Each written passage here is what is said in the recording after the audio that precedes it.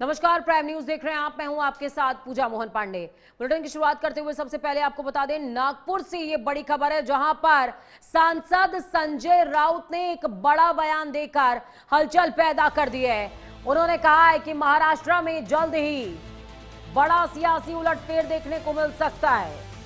केंद्र में फेरबदल हुआ तो फडणवीस दिल्ली जा सकते हैं और नए मुख्यमंत्री की अटकलें भी तेज हो सकती हैं। राउत ने किसी का नाम नहीं लिया है, लेकिन कहा है कि कोई वरिष्ठ मंत्री बन सकता है मुख्यमंत्री।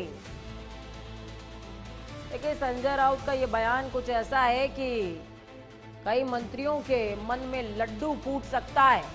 लेकिन फिलहाल महाराष्ट्र की सियासत में बड़ी हलचल। महाराष्ट्र की राजनीति में एक बार फिर अटकलों का दौर तेज हो गया है। शिवसेना यूबीटी के सांसद संजय राउत ने दावा किया है कि अगर आने वाले समय में केंद्र सरकार में मंत्रिमंडल का विस्तार या फिर फेरबदल होता है तो उसका असर सीधे महाराष्ट्र की राजनीति पर भी पड़ सकता है। राउत का कहना है कि ऐसी स्थिति में मुख्यमंत्री देवेंद्र फडणवीस को केंद्र में जिम्मेदारी दी जा सकती है और राज्य में बीजेपी का कोई वरिष्ठ नेता मुख्यमंत्री बनाया जा सकता है। हालांकि उन्होंने अपने दावे के समर्थन में कोई ठोस आधार या नाम नहीं बताया। इसी दौरान राउत ने 18 जुलाई को नागपुर में होने वाले राम रक्षा आंदोलन का भी ऐलान किया है, जिसे अयोध्या के राम मंदिर में श्रद्धालुओं के चढ़ावे में कथित गड़बड़ी के विरोध में आयोजित किया जा रहा है।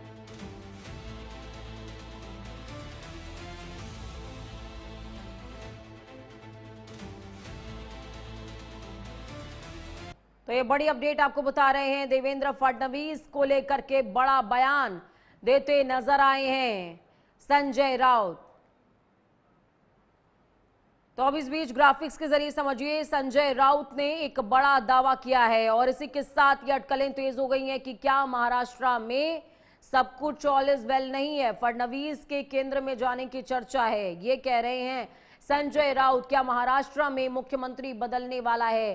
संजय राउत के बयान के बाद यह हलचल और ज्यादा बढ़ती हुई नजर आ रही है। और इस बीच संजय राउत ने यह भी कहा कि अगर कैबिनेट में विस्तार होता है और विस्तार से जुड़े कयास लगाए जाते हैं तो महाराष्ट्र में सत्ता परिवर्तन होगा। और महाराष्ट्र में सत्ता परिवर्तन सिर्फ कैबिनेट में नहीं होने वाला, महाराष्ट्र में सत्ता परिवर्तन कुर्सी का होगा। 1-2 महीने में बदलाव की संभावना जताई है यहां पर संजय राउत ने। उन्होंने कहा है कि देवेंद्र फडणवीस केंद्र में जा सकते हैं। फिलहाल भाजपा की तरफ से इस पूरे मामले में कोई पुष्टि नहीं की गई है। फोन लाइन पर संवाददाता सहयोगी कैलाश सुगन जुड़ गए हमारे साथ में।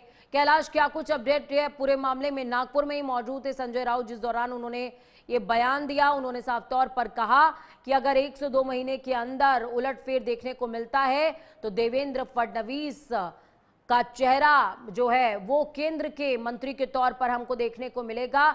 उनके नाम के आगे से मुख्यमंत्री हट जाएगा। जी हाँ, ये जो बयानबाजी है संजय राउत द्वारा, जो पिछले 2 से 3 बार इस प्रकार के बयान इनके आए हैं कि देवेंद्र फडणवीस जो है वो दिल्ली की ओर रुख करने वाले, उन्हें कोई बड़ा कैबिनेट मंत्री मिलने वाला और महाराष्ट्र में जो मुख्यमंत्री है वो कोई और बन सकता है। और उसी प्रकार बताना चाहते कि सियासत में उनके हिसाब से कहना है कि कुछ भी बदल हो सकता है, लेकिन ऐसा आधिकारिक बयान जो है भारतीय जनता पार्टी की तरफ से ये सामने नहीं आया कि आखिर बीजेपी की रणनीति क्या है। क्या वाकई में देवेंद्र फडणवीस दिल्ली जा रहे हैं या फिर वो महाराष्ट्र के मुख्यमंत्री बने रहेंगे। लेकिन जो संभावित सूत्रों के अनुसार जो जानकारी सामने आई है उसमें पार्टी के कुछ लोगों ने कहा है कि वह 5 साल का जो कार्यकाल है देवेंद्र फडणवीस वो पूरा करेंगे और ऐसी कोई अटकलों और संभावना से उन्होंने इनकार किया हुआ है। लेकिन आधिकारिक रूप से इस बात की पुष्टि नहीं हुई है कि देवेंद्र फडणवीस जो है वो दिल्ली में ही रहेंगे या फिर महाराष्ट्र के मुख्यमंत्री बने रहेंगे। इस बारे में कोई वक्तव्य पार्टी की तरफ से सामने नहीं आया है। हम सभी जानते हैं कि जिस तरीके के महाराष्ट्र के अंदर सियासी संकट घिरे हुए हैं, एनसीपी और केंद्र के बीच में जिस तरीके की जुगलबंदी चल रही है वो किसी से छिपी नहीं हुई है। क्या उन सवालों को दरकिनार करने के लिए संजय राउत इस तरीके का बयान दे रहे हैं या जैसा कि आप कह रहे हैं कि सिर्फ ये बयानबाजी है? जी देखिए, ये अभी जिस प्रकार से जो संभावित राजनीति समीकरण सामने आ रहे हैं, कई मामले को लेकर जो चर्चा है महाराष्ट्र की राजनीति में, जो गर्म चली, जिस प्रकार से शरद पवार की एनसीपी जो है वो भी रूलिंग पार्टी में, जैसे महाराष्ट्र के सत्ता में शामिल होना चाहती, इस प्रकार के भी बयान सामने आ रहे हैं। और यह भी बातें कही जा रही कि कुछ सुप्रिया सुले जैसे जो उनके पार्टी की जो प्रमुख नेता, वो केंद्र में कैबिनेट मंत्री बनने जा रहे, जो चूंकि संभावित केंद्र में जो है मंत्रिमंडल में फेरबदल होने वाला। तो हर प्रकार की जो चर्चा जो है महाराष्ट्र में चालू है, लेकिन पार्टी ने अभी तक, चाहे शरद पवार गुट की तरफ से कोई आधिकारिक बयान नहीं आया, ना भारतीय जनता पार्टी की तरफ से कोई आधिकारिक बयान आया। ये जो बयानों का जो सिलसिला चालू है, वो इसलिए चालू है कि यूबीटी जो है वो राम रक्षा आंदोलन कर रहा है।